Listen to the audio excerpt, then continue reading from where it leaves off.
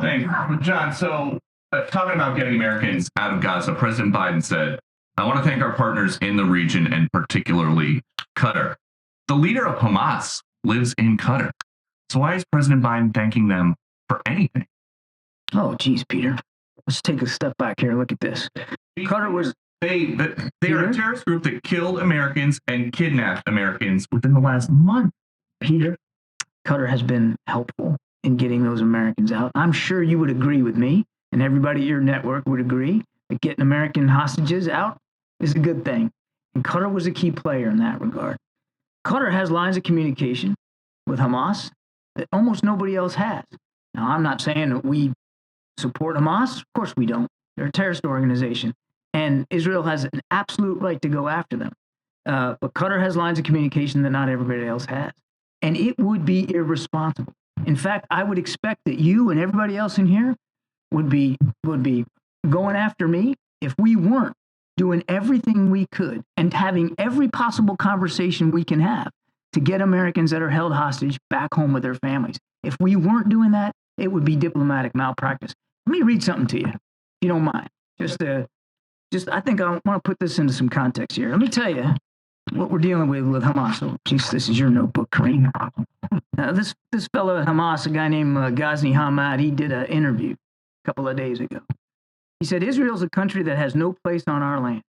We must remove it because it constitutes a security, military, and political catastrophe to the Arab and Islamic nation that must be finished. We are not ashamed to say this with full force. We must teach Israel a lesson, and we will do this again and again. That's what the Israeli people are up against. And that's the group that are holding innocent Americans as well as 200. And you're going to say, well, why are you talking to them? And why are you? No, I'm not. No, I'm not. Why aren't we asking them to hand over the leader of this terrorist? We are working with Qatar to get our people out and to help get aid in. That's a priority right now. And obviously, we're also helping Israel go after Hamas. The article delves into the contentious issue of classifying Hamas as a terrorist organization, particularly concerning Qatar's role in Gaza. This debate stirs questions and concerns in the United States, potentially causing public unease. Repatriating American hostages to their home countries holds great significance, demonstrating a commitment to human life amid complex geopolitical conflicts. Such actions can foster empathy and public support. The article discusses John Kirby's exploration of Hamas's ideology and objectives, raising questions about public perception.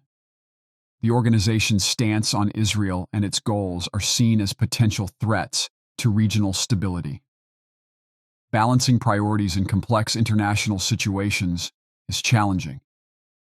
This includes rescuing American hostages, supporting Israel, and allocating resources, often sparking heated diplomatic debates. Transparent communication is essential in navigating these intricate international affairs. Open dialogue and effective communication are crucial to maintain public trust and support when dealing with delicate international matters. What do you think?